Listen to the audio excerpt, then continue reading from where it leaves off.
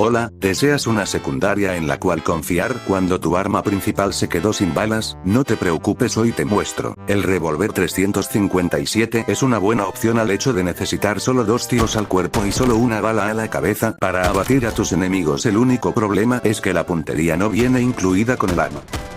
Bruh, bruh, bruh. Sin más enrollo, comencemos.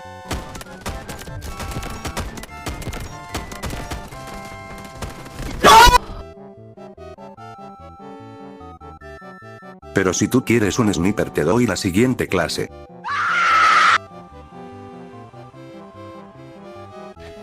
Yeah, boy.